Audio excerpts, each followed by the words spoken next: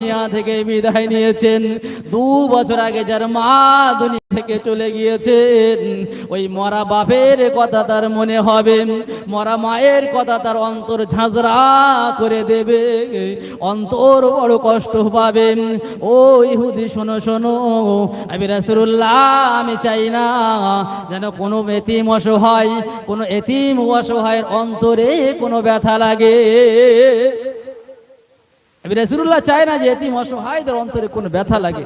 তোমার যত আদরের নাম আছে তুমি বাড়িতে গিয়ে ডাকবে, খবরদার খবরদার আজকে ময়দানে গিয়ে তুমি তোমার ছেলের যে নাম দিয়েছো এই নাম দিয়ে রাখবে।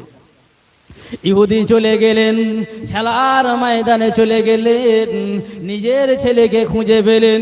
নিজের ছেলেকে খুঁজে পেয়ে বলছেন, বাবা আর সময় নেওয়া যাবে না, আর সময় অতিবাহিত করা যাবে না, চলো মুসলমানদের নবীর দরবারে চলে যাব। মুসলমানদের নবীর দরবারে গিয়ে আমরা বাপ বেটা আমরা উভয়ে মুসলমান হয়ে যাব, আমরা দুজনেই মুসলমান হয়ে যাব, বাপ বেটা। মনের বড় আনন্দ, মনে বড় আশা, বাপ বেটা দুইজনে রাসূলুল্লাহর দরবারে চলে এলেন। রাসূলুল্লাহকে বলতে লাগলেন, ইহুদি আল্লাহ রাসূলকে বলছেন, ইয়া রাসূলুল্লাহ, ইয়া হাবিবাল্লাহ, আপনি দুনিয়ার জমিনে যদি একটা এতিম অসহায়ের বাচ্চার ব্যাপারে আপনি যদি এতটা সাবধান অবলম্বন করেন, এতটা খেয়াল যদি আপনি করতে পারেন, কাল কিয়ামতের মহামাঠ মহাময়দানে যেদিন কেউ কারো হবে না, পিতা তার সন্তানেরও হবে না, স্বামী তার স্ত্রীর হবে না, এমন করে কেউ কারো হবে না, ওই কঠিন দিনে, ওই বিপদের দিনে আপনি কেমন করেন আপনার উম্মতকে ভুলে যাবেন? আরো জোরে বলুন। আপনি যদি দুনিয়ার জমিনে একটা এতিম অসহায় বাচ্চার কথা যদি আপনি ভুলতে না পারেন, তার ব্যাপারে এত সতর্কতা রাখেন, তো কিয়ামতের ময়দানে আপনি কি করে ভুলে যাবেন? ইয়া রাসূলুল্লাহ, ইয়া হাবিবাল্লাহ, হুজুর জীবনে অনেক সময় ভুল পথে ব্যয় করলাম, না না না না আরো ভুল পথে সময় ব্যয় করব না। আপনি এই মুহূর্তে এই সময় আপনি আমাকে ঈমান আনিয়ে আপনি আমাকে মুসলমান বানিয়ে দিন, মুসলমান বানিয়ে দিন। মুসলমান হয়ে গেল। কটা কথা? একটাই কথা, ইহুদির অন্তরে দুনিয়া পরিবর্তন করে দিল। তো সেই এতিম অসহায় মহিলা, মনে আছে তো মহিলার কথা?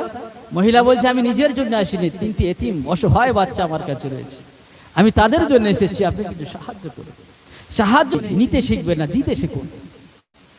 দিতে শিখুন, নিতে শিখবেন না, দেখবেন আল্লাহ আপনাকে অনেক বড় করে দেবে।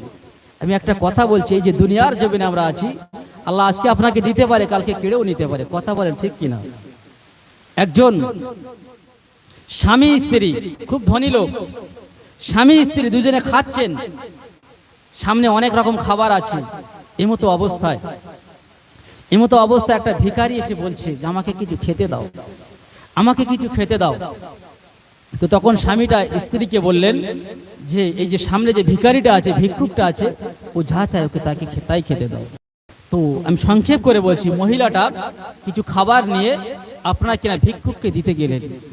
ভিক্ষুককে দিতে গেলেন, গিয়ে কাঁদছেন।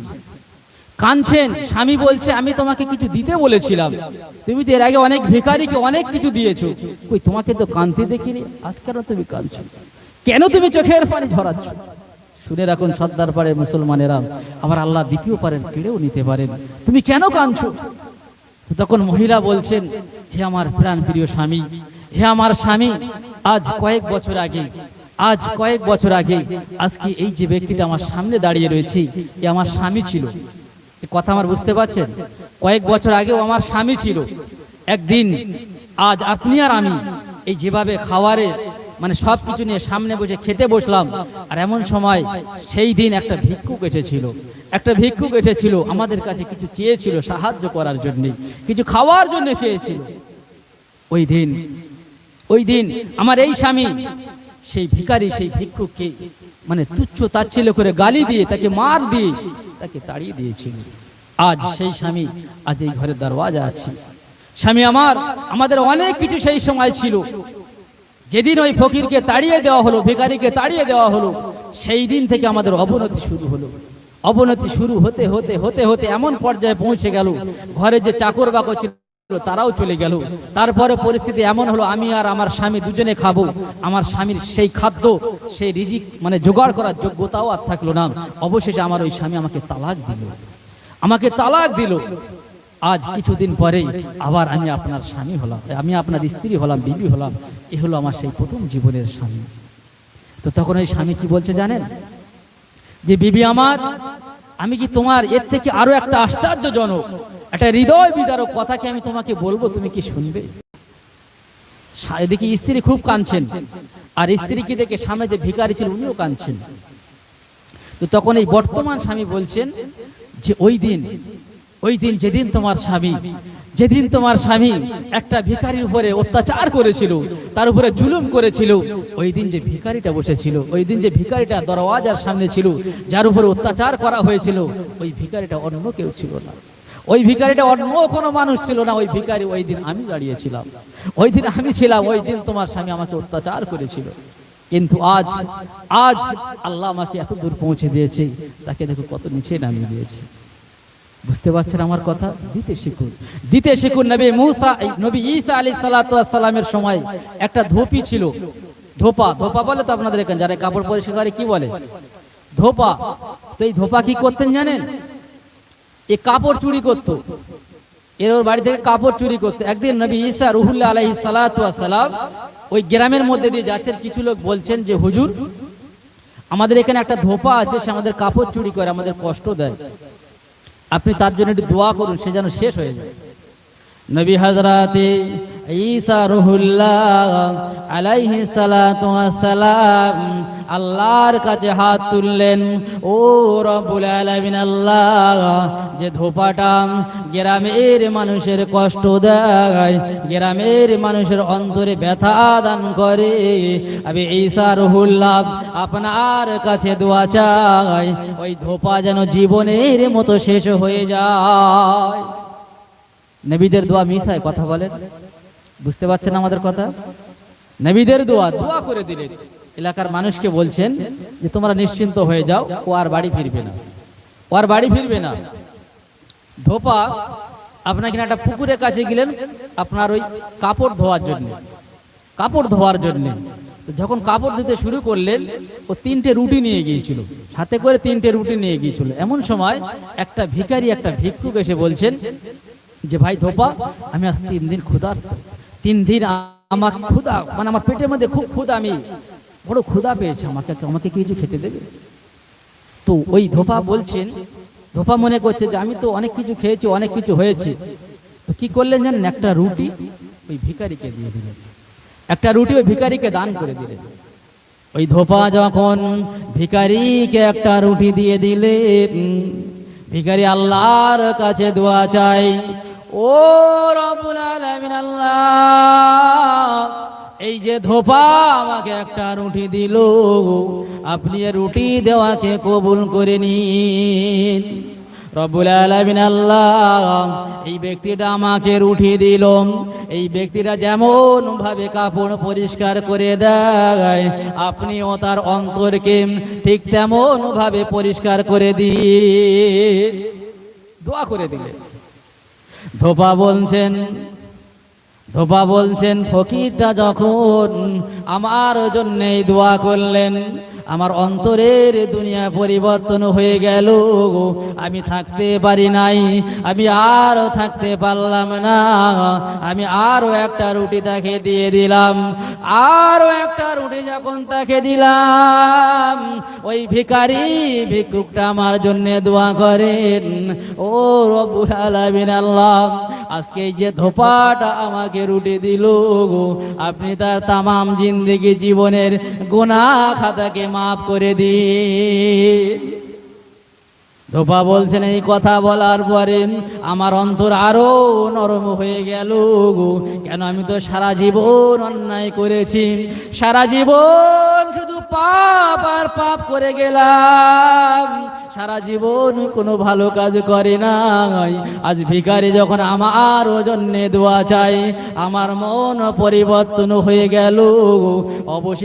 অবশিষ্ট 3খানা যে রুটি ছিল, 3 নাম্বার রুটি, ওই রুটিটাও ওকে দিয়ে দিলাম। রুটি হাতে নিয়ে ভিখারি ভিক্ষুক মনে বড় খুশি, অন্তরে বড় আনন্দ, আল্লাহর কাছে দোয়া চাই, ও রব্বুল আলামিন আল্লাহ, আমি তো আপনার একটা মাখলুক, সে আমাকে সাহায্য করেছে আল্লাহ, আপনি এই ধোপার জন্য তার ঠিকানা জান্নাত করে দিন, তার ঠিকানা জান্নাত করে দিন। দোয়া কবুল হয়ে গেল। ঈসা নবী বলেছিলেন যে ওই ধোপা বাড়িতে ফিরবে না, ও শেষ হয়ে যাবে, ঠিক তো নাকি? এলাকার মানুষ ভেবেছিল হয়তো এবার আমরা বেঁচে যাব, আর আমাদের উপর অত্যাচার হবে না, আর আমাদের উপরে খারাপ ব্যবহার হবে না। কিন্তু লক্ষ্য করে দেখছেন যে সেই ধোপা আবার বাড়িতে ফিরছে, ধোপা বাড়িতে ফিরছে। লোক তখন ঈসা নবীকে বলছেন, হুজুর আপনার দোয়া কোথায় গেল? আপনি দোয়া করলেন, দোয়া কোথায় গেল? এই তো ফের বাড়িতে ফিরছে। ঈসা নবী তখন ধোপাকে জিজ্ঞাসা করলেন যে তুমি আজকে এমন কি ভালো কাজ করেছো বলো, নবীদের ব্যাপার তো, বলছে তুমি আজকে এমন কি ভালো কাজ করেছো বলো।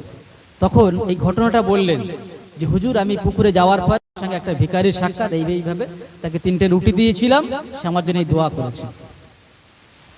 ওই সময় মহান রব্বুল আলামিন আল্লাহ নবী ঈসা রুহুল্লাহ আলাইহিস সালাতু ওয়াস সালামের সঙ্গে ওই ধোপার যখন কথা হয়, হযরত জিবরিল আমিনকে আমার আল্লাহ বলে দিলেন, ও জিবরিল যাও যাও, আরো সময় বিলম্ব করো না, আরো সময় অতিবাহিত করো না, যাও যাও যাও যাও, আবার ঈসাকে জানিয়ে দাও, আমার ঈসাকে বলে দাও ধোপার পাশে ওই যে পুটলিটা রয়েছে, ওই যে গাঁটলিটা রয়েছে, ওই গাঁটলিটা যেন ধোপা খুলে ফেলে। ধোপার পাশে যে গাঁটলি রয়েছে, পুটলি রয়েছে, ওটা যেন খুলে ফেলে। যখন খবর দিলেন জিবরিল আমিন আলাইহিস সালাতু ওয়াস সালাম, তো তখন ধোপাকে হুকুম করা হলো, উনি খুললেন। খুলে দেখছেন যে ওই গাঁটলির মধ্যে একটা সাপ রয়েছে, বিষধর সাপ। থাকার কথা কি কাপড়, কথা বলেন ঠিক কিনা? কিন্তু রয়েছে কি, একটু আওয়াজ দিয়ে বলেন না, একটা সাপ রয়েছে। তোমাকে তো ওই ব্যক্তিকে মারার জন্য আমার আল্লাহ তোমাকে পাঠালেন, কিন্তু তুমি কেন ওই মানে ধোপাকে কেন তুমি সবল মারোনি, ধোপাকে কেন তুমি শেষ করে দাওনি? ও দুনিয়ার মানুষেরা শোনো শোনো, ও সর্দার পাড়ার মুসলমান ভাইরা বাবাজিরা শুনে রাখুন, ওই দিন কি বলেছিল শুনুন। ওই দিন সাপ বলতে লাগলেন, হে আমাদের নবী ঈসা, ও নবী ঈসা, আমি সাপ বারো আমি চেষ্টা করেছিলাম, আমি বারো চেষ্টা করেছিলাম যে ওই ধোপাকে সবল মারব, ওই ধোপাকে সবল মারব, কিন্তু আমি পারিনি, আমার শত চেষ্টা ব্যর্থ হয়ে গেল। ও নবী ঈসা, ওই ধোপা যে 3টে রুটি দান করেছিল, ওই 3টে রুটি দান করার কারণে ফেরেশতা আমি সাপ আমার মুখ বন্ধ করে দিল। আরো জোরে বলুন। 3টে রুটির কারণে আজকে আমার মুখ বন্ধ করে দিয়েছে ফেরেশতারা। আমি চেষ্টা করেছিলাম তাকে কাটবো, তাকে সবল মারবো, কিন্তু আমি পারিনি। তাহলে 3টি রুটির জন্য আল্লাহ তাকে বাঁচিয়ে দিলেন।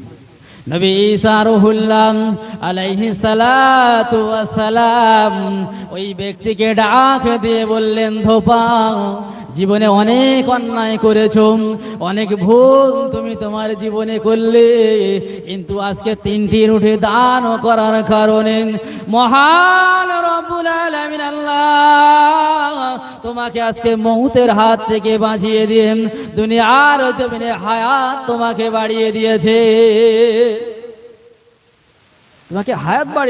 সেই এতিম অসহায় যে কথা বলছিলাম তাদের পাশে দাঁড়াতে হবে, কিন্তু আজকে দুনিয়ার মানুষ আমরা দিতে শিখিনি, নিতে শিখেছি, কিন্তু দিলে জীবন পরিবর্তন হয়ে যাবে, দুনিয়ার জমিন আপনার ধন্য হবে, আখেরাত আপনার জন্য ধন্য হয়ে যাবে।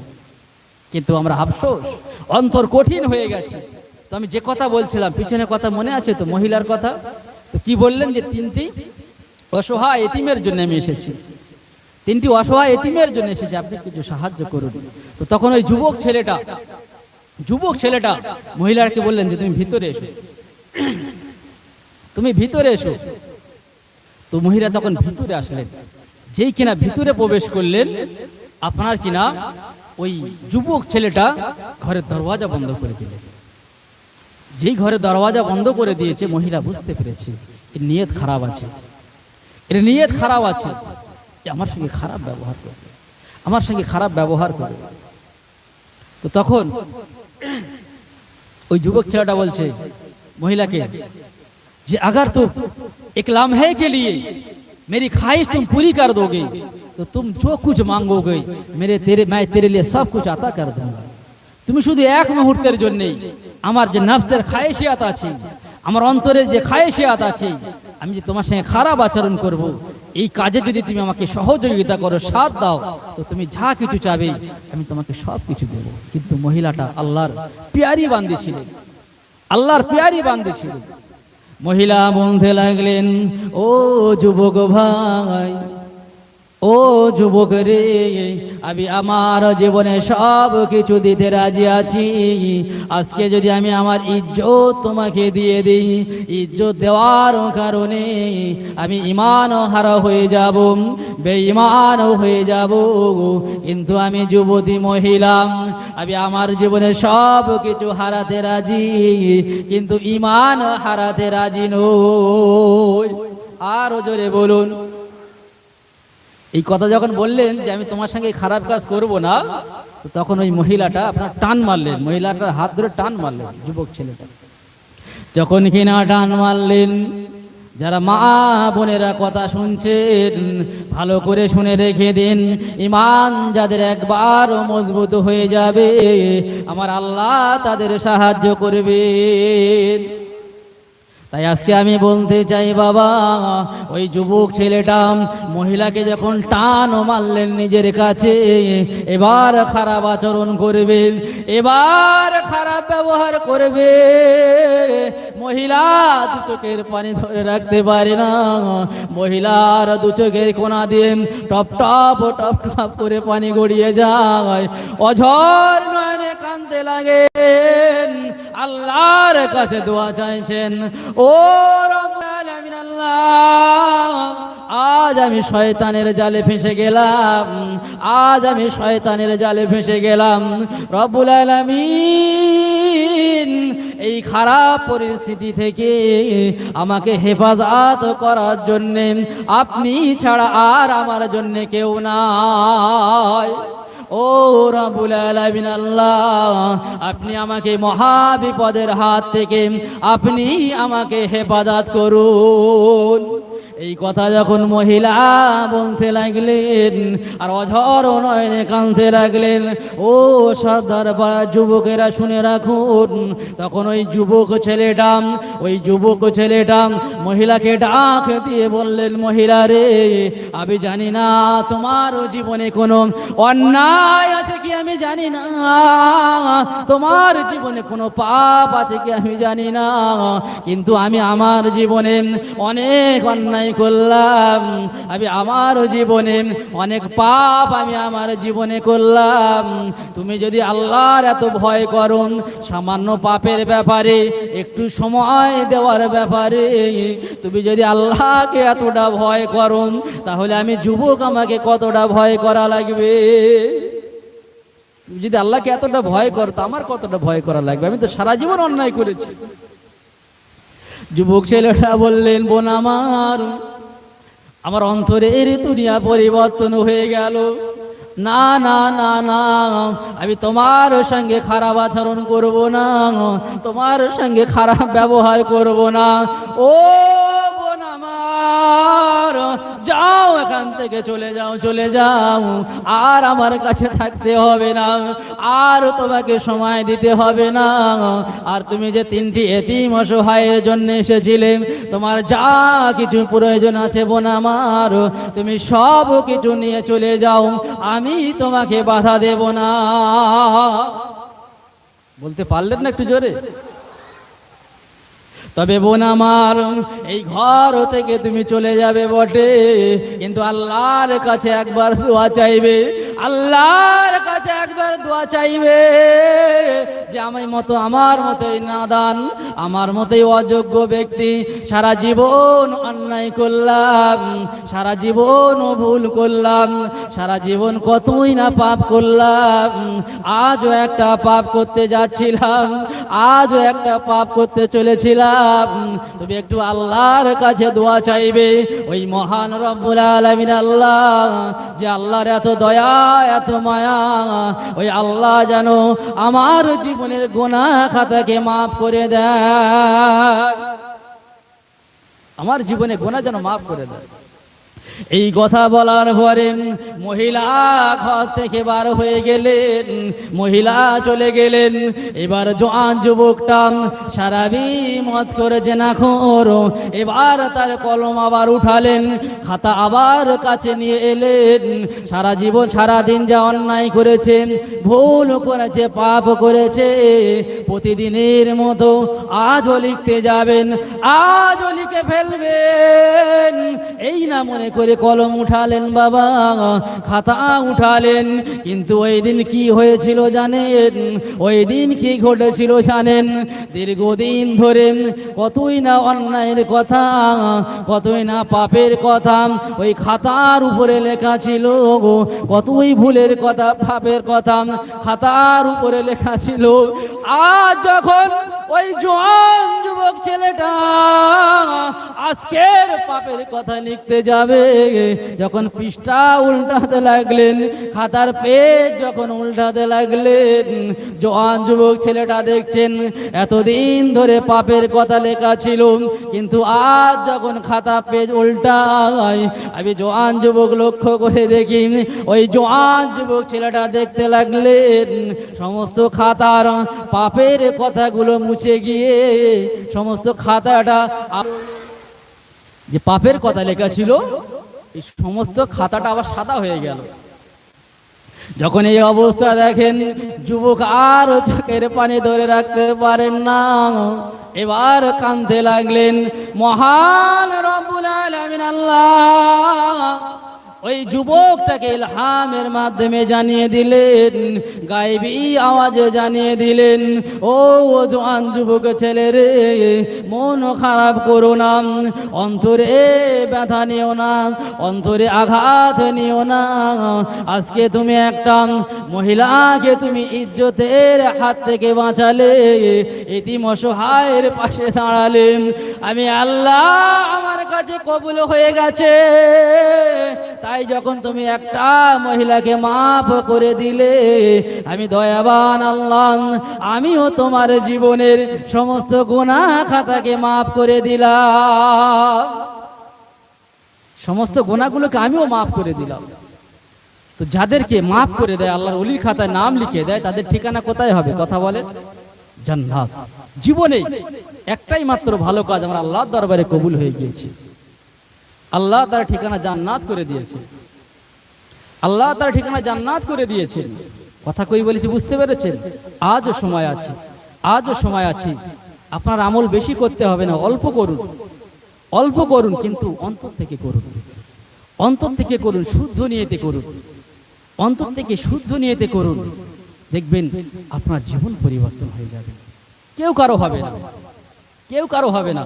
আবার আল্লাহ জানিয়ে দিলেন, ইয়াউমা লা ইয়ানফাউ মালু ওয়ালা বানুন ইল্লা মান আতাল্লাহা বিকলবিন সালিম। ও দুনিয়ার মানুষেরা শোনো শোনো, কিয়ামতের মহামাঠ ও মহাময়দানে ওই বিপদের দিনে কেউ কারো হবে না। তোমার সন্তান তোমারও হবে না, তোমার অর্থ তোমারও হবে না। যে অর্থের জন্যে, যে সম্পদের জন্যে দুনিয়ার জমিনে কত অন্যায় তুমি করলে, ভাই ভাইয়ের গায়ে হাত ওঠায়, সন্তান মায়ের গালে চড় ওঠায়, সন্তান বাপ মার সঙ্গে খারাপ ব্যবহার করে, করেন এরকম কথা বলেন। ওই বিবি তোমারও হবে না, ওই সম্পদ তোমারও হবে না। তবে কোন জিনিসটা তোমার আপন হবে? শোনো শোনো, ওই দিন একটাই জিনিস তোমার আপন হবে, আমার কথা নয়, আমার কথা নয়, মহান রব্বুল আলামিন আল্লাহ জানিয়ে দিলেন, ইল্লা মান আতাল্লাহ বিকলবিন সালিম।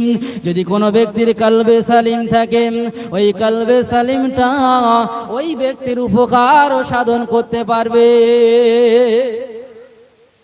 এই ব্যক্তির উপকার সাধন করবে। এখন কথা হলো কলবে সালিমটা কি? কলবে সালিমটা কি?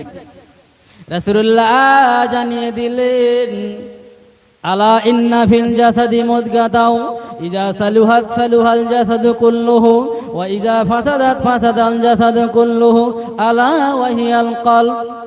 প্রত্যেকটা মানুষের দেহের মধ্যে একটা গোশতের টুকরা আছে, ওই গোশতের টুকরাটা যার পাক ও পবিত্র, ওই ব্যক্তিটাই হলো পাক।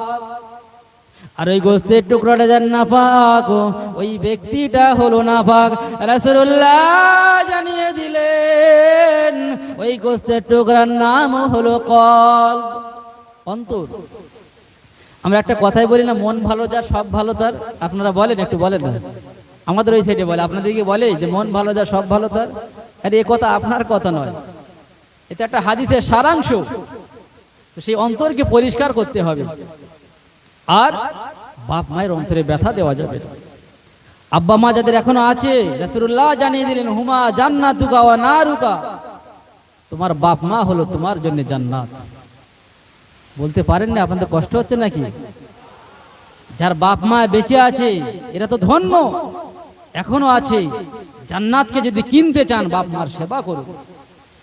হযরতে সাইয়্যিদিনা ওমর ফারুক রাদিয়াল্লাহু তাআলা আনহুর সময় একজন ব্যক্তি তার মাকে কষ্ট দিত, গালি দিত, কষ্ট দিত।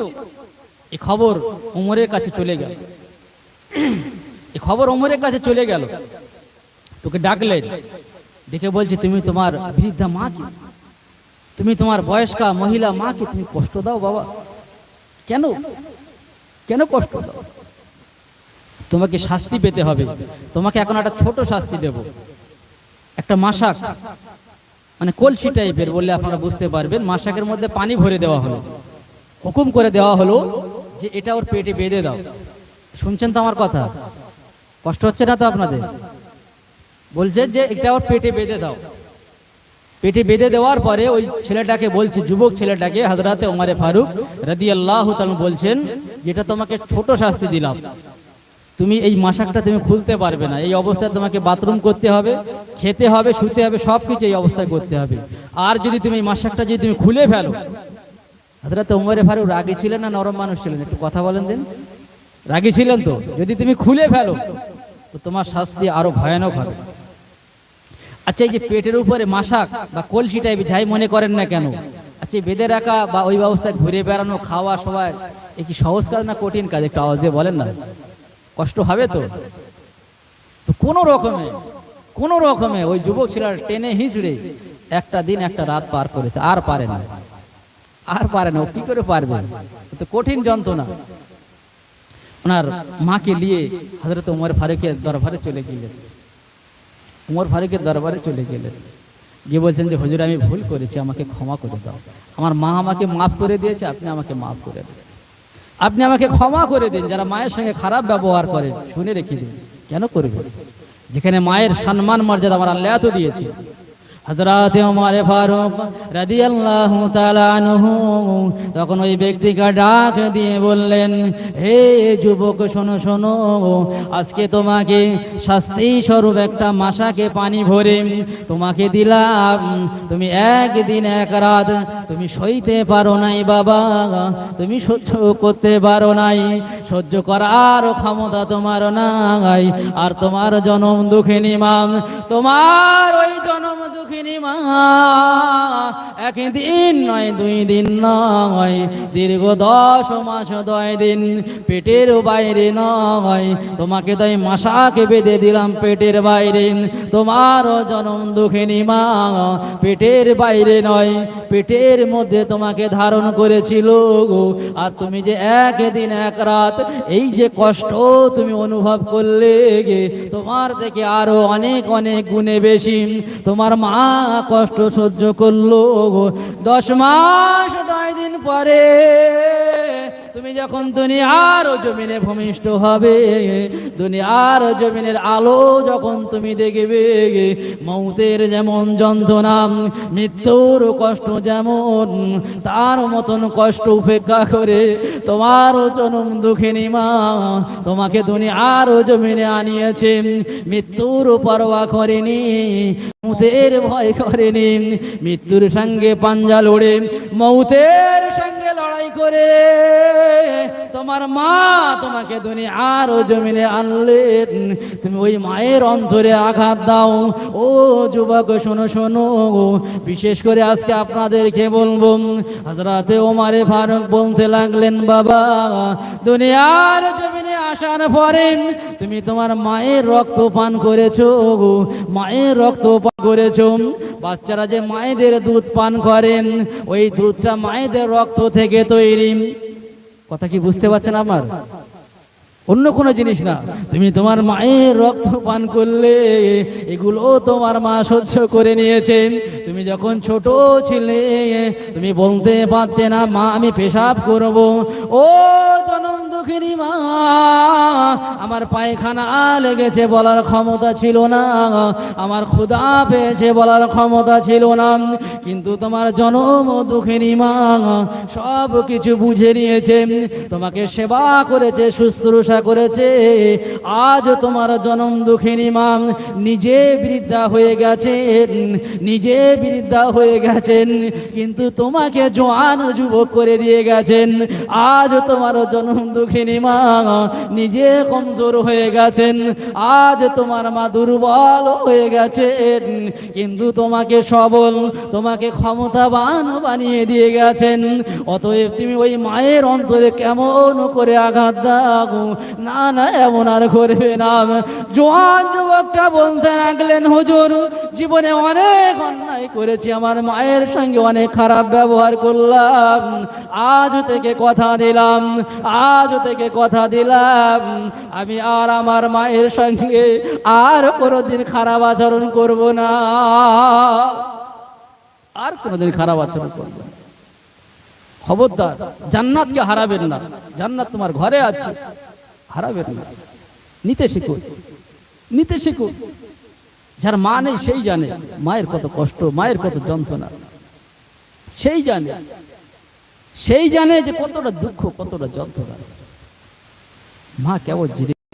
আল্লাহর ওলিদেরকে ভালোবাসুন, বাপ মাকে ভালোবাসুন, হাক্কানি আলিমদেরকে ভালোবাসুন, তাদেরকে ভালোবাসুন। একজন আল্লাহর ওলি ছিলেন, নাম হচ্ছে হযরতে মিয়া আমির রহমাতুল্লাহ আলাইহি। মিয়া আমির রহমাতুল্লাহ আলাইহি এনার মাদার সম্ভবত পাকিস্তানের লাহোরে আছেন। তো মিয়া আমির রহমাতুল্লাহ আলাইহি একজন জবরদস্ত আল্লাহর ওলি ছিলেন। তো ওনার কাছে প্রতিদিন মানুষ আসতেন দোয়া নেওয়ার জন্য, প্রতিদিন মানুষ আসতেন দোয়া নেওয়ার জন্য। এবং মিয়া আমির রহমাতুল্লাহ আলাইহিকে আল্লাহ পাক এত ক্ষমতা দিয়েছিলেন, এত পাওয়ার দিয়েছিলেন যে হুজুর দোয়া করলে যার যে সমস্যা ছিল আমার আল্লাহ সমাধান করে দিতেন। কিন্তু এই হুজুর কিন্তু নিজে রুগী ছিল, ওনার কাছে রুগী আসতেন ভালো হতে, কিন্তু উনি নিজে রুগী ছিলেন। কথা কি আমার বোঝা যায়? নিজে রুগী ছিলেন, কাশির রোগ ছিল। আমি আপনি যেরকম কাশি, এই ধরনের রোগ না, মানে খুব কঠিন রোগ, যে কাশি হলে আমরা সহ্য করতে পারবো না, ধৈর্যের বাঁধ ভেঙে যাবে, এই কাশি রোগ ওনার ছিল। কথা বুঝতে পারছেন তো? তো প্রতিদিন ওনার কাছে লোক আসে। তো ওনার ঘরে ওনার মা ছিল, বৃদ্ধা মহিলা ছিল, মা ছিল। ওনার মা একদিন বলছে যে মিয়া আমির, তোমার কাছে এত লোক আসে, তুমি সবার জন্য দোয়া করে দাও, আল্লাহ তাদের ভালো করে দেয়। আর তোমার নিজের কাছে লোক, তুমি একবার তোমার জন্য আল্লাহর কাছে দোয়া চাও না, আল্লাহ তোমাকে ভালো করে দিক, আল্লাহ তোমাকে সুস্থ করে দিক, শেফা করে দিক। আজ একদিন দুই দিন নয়, আজ 7টা বছর পার হয়ে গেল। 7টা বছর আমি পার করে দিলাম। আমি তোমার মা, এই 7টা বছরে আমি একটা রাতও দুটো চোখের পাতা এক জায়গায় করতে পারিনি, আমি ঘুমাতে পারিনি। ছেলে যখন কাঁদবে, মা কি করে থাকবে পারবে বলেন? কথা বলেন। যখন খুব কাশবে, কষ্ট পাবে, পাশের ঘরে যদি মা থাকে, যারা মা আছেন তারা জানে সহ্য করতে পারবে। তো মিয়া আমির রহমাতুল্লাহ আলাইহি বলছেন যে মা, আমি পারবো না, আমি পারবো না, আমি আমার জন্য দোয়া করতে। আমার আল্লাহ আমাকে যে হালাতে রাখেন, যে অবস্থায় রাখেন, আমি মিয়া আমির ওই অবস্থায় খুশি। যে হালাতে রেখেছেন আমি ওই হালাতেই খুশি। এদিকে মিয়া আমির রহমাতুল্লাহ প্রতিদিন লোক আসেন। ওনার জনম দুঃখিনী মা যখন বুঝে গেলেন, একবার নয়, দুইবার নয়, 12 বার যখন বলেন মিয়া আমির একবার তোমার জন্য দোয়া চাও, আল্লাহ তোমার শেফা দান করবেন। মিয়া আমির যখন অস্বীকার করেন, একদিন মিয়া আমির রহমাতুল্লাহ আলাইহির ওই জনম দুঃখিনী মা কি করলেন জানেন? ওই যে সকাল থেকে মিয়া আমিরের কাছে এলাকার লোক আসেন, জনম দুঃখে নিজের পোশাকখানা পরিবর্তন করে নিলেন, মুখখানা ঢেকে নিলেন, জনগণের লাইনে দাঁড়িয়ে গেলেন। একের পর এক লোক আসতে লাগলেন, তাদের সমস্যার কথা বলেন। মিয়া আমির রহমাতুল্লাহ আলাইহি আল্লাহর কাছে দোয়া চান, আমার আমাদের ওই সমস্ত মুসিবত থেকে, সমস্যা থেকে আমার আল্লাহ তাদের হেফাজত করেন। লাইন চলতে লাগলেন, চলতে লাগলেন, চলতে লাগলেন। ও দুনিয়ার মানুষেরা শোনো শোনো, লাইন চলতে চলতে চলতে চলতে বাবা এবার মিয়া আমির রহমাতুল্লাহ আলাইহির মায়ের পালা পড়ে গেল। মা সামনে চলে এলেন, কিন্তু মুখখানা ঢেকে রাখলেন, যেন আমার ছেলে বুঝতে না পারেন, যেন আমার ছেলে চিনতে না পারেন। গলার আওয়াজটা একটু পাল্টে নিলেন, গলার কণ্ঠটা একটু পরিবর্তন করে নিলেন। এবারে হযরত মিয়া আমির ওই বুড়িমাকে দেখে বললেন, উনি ওরা মাকে চিনতে পারি না, ওই বুড়িমাকে বললেন, ও বুড়িমা আপনার কি সমস্যা বলুন, আপনি কি বলতে চান বলুন। পর্দার আড়াল থেকে মিয়া আমির রহমাতুল্লাহ আলাইহির জনম দুঃখিনী মা কাঁদতে লাগলেন, অঝর নয়নে কাঁদছে। মিয়া আমিরকে বলতে লাগলেন, ও মিয়া আমির একবার আল্লাহর কাছে দোয়া চাও, একবার আল্লাহর কাছে দোয়া চাও। আজ 7টা বছর হয়ে গেল, আমি জনম দুঃখিনী মা, আমি ঘুমাতে পারি নাই, ঘুমাতে পারি নাই। আমার একটা ছেলে আছে, আজ 7 বছর কাশির রোগে ভোগে, একবার তুমি আল্লাহর কাছে দোয়া চাও, আমার আল্লাহ জানো আমার ছেলের শেফা দান করেন, আমার ছেলে যেন শেফা দান করেন। হযরত মিয়া আমির রহমাতুল্লাহ আলাইহি আল্লাহর কাছে দোয়া চাইতে লাগলেন। ও রব্বুল আলামিন আল্লাহ, আর কতদিন বুড়ি মায়ের চোখের পানি ঝরাবেন, আর কতদিন কাঁদাবেন, আর কতদিন সহ্য করবে এই বুড়ি মা? না না না না, রব্বুল আলামিন আল্লাহ আপনি বুড়ি মারও চোখের পানি মুছে দিন, বুড়ি মারও চোখের পানি মুছে দিন, তার সন্তানের কাশির রোগ আপনি ভালো করে দিন। দোয়া করে দিলেন, কিন্তু বুঝতে পারেনি যে ওটা ওনার মা। দোয়া কবুল হয়ে গেল, মা চলে গেলেন। এবারে অন্যান্য যে সমস্ত লোকরা ছিল আস্তে আস্তে সবার পালা শেষ হয়ে গেল, সবাই চলে গেল। সন্ধ্যার পরে ওনার কাশি, মানে যত রাত হতো তত কাশির বেগ বাড়তো। সন্ধ্যার পরে যত রাত হচ্ছে হযরত মিয়া আমির রহমাতুল্লাহ আলাইহি আর কাশি হয় না, মানে শরীরে কোনো কষ্ট হয় না। অপেক্ষা করতে লাগলেন, এমন করে অপেক্ষা করতে করতে করতে করতে ফজর হয়ে গেল। কোনো কিছু দেখতে পেলেন না, কোনো কষ্ট অনুভব করলেন না। ফজরের পরে বাবা হযরতে মিয়া আমির রহমাতুল্লাহ আলাইহির মনে একটা খটকা লাগলো। কি ব্যাপার, আজ কেন কাশি হলো না, আজ কেন কষ্ট হলো না? আস্তে আস্তে পাশের ঘরে জনম দুঃখিনী মায়ের কাছে চলে গেলেন। মাকে ডাক দিয়ে বলছেন, মা, ও আমার জনম দুঃখিনী মা, আপনি আমার বিয়াদবি নেবেন না, আপনি আমার গোস্তাখি ক্ষমা করবেন। আমি কি আপনার কাছে একটা কথা জানতে পারি? ও মা, আপনি কি আমাকে বলবেন, আজ সারা রাত পার হয়ে গেল, আমার কাশি কেন হলো না? ও মা, আপনি কি একটু বলবেন? ওই সময় ওনার মা চোখের পানি ধরে রাখতে পারে না বাবা। জনম দুঃখিনী মা বলতে লাগলেন, ও মিয়া আমির, আমি দিনের বেলা ওই লাইনে দাঁড়িয়ে গিয়েছিলাম, আমার কণ্ঠটা পাল্টে নিয়েছিলাম, পর্দা করে নিয়েছিলাম, যাতে করে তুমি আমাকে চিনতে না পারো। আমি তোমাকে বলেছিলাম একবার আল্লাহর কাছে দোয়া চাও।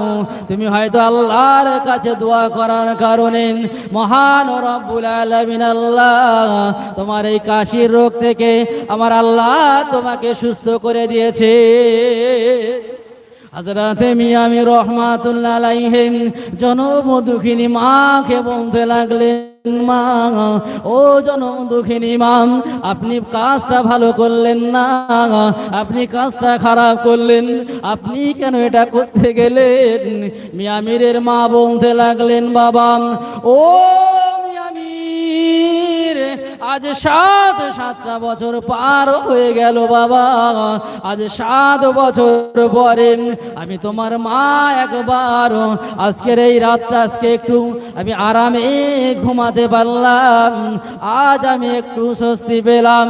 আমি কেন ভুল করলাম, কোন কারণে ভুল করলাম? হযরতে মিয়া আমির রহমাতুল্লাহ আলাইহি বলতে লাগলেন, মা, ও মা, আপনি জানেন না আজকের যে কাশি রোগ, আমি মিয়া আমির, আমার যখন সন্ধ্যা থেকে কাশি হয়, রাত যত গভীর হয়, গভীর রাত যত হতে থাকে, আমার কাশির যন্ত্রণা বেড়ে যায়, ধৈর্যের বাঁধ ভেঙে যায়, আমার কষ্টের যখন শেষ প্রান্তে পৌঁছে যায়, আর কষ্ট সহ্য করার মতো ক্ষমতা থাকে না, ওই সময় মহান রব্বুল আলামিন আল্লাহ, মহান রব্বুল আলামিন আল্লাহ গায়েবী ভাবে আমি মিয়া আমির আমার খবর নেন। এই যে কষ্ট, এই যে যন্ত্রণা, আমার সমস্ত কষ্ট যন্ত্রণাগুলো লাঘব হয়ে গিয়ে আমি এমন একটা শান্তি আমি অনুভব করি মা, যে শান্তি দুনিয়ার জমিনে কেউ দিতে পারবে না।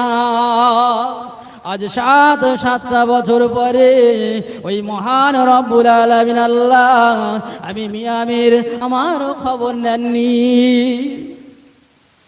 মা কে করলে? তারা কষ্ট পেয়ে তারা খুশি, মুসিবতে আল্লাহ রহমত আসে। কথা বলেন ঠিক কিনা? ঠিক কিনা বলেন? তো সেই মা, জনম দুঃখিনী মা, সেই মায়েদের অন্তরে ব্যথা দেওয়া যাবে না।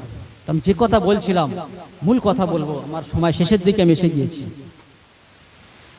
তো যারা ওঠাউঠি করছেন, আমি আর লম্বা করবো না, একদম সংক্ষেপ করে ছেড়ে দেবো, আর রাত বেশি করবো না। যাই হোক, তো আজকের এই যে আপনাদের উপস্থিতি, এই জীবনে আমি বহু জায়গায় গিয়েছি, আর আপনার সামনে একটু চেপে আসেন দিন, পিছনে অনেক লোক এসছে, সামনে চেপে আসেন, একটু ধরছি, আল্লাহুম্মা সাল্লি আলা, চেপে চেপে আসেন, চেপে চেপে আসেন।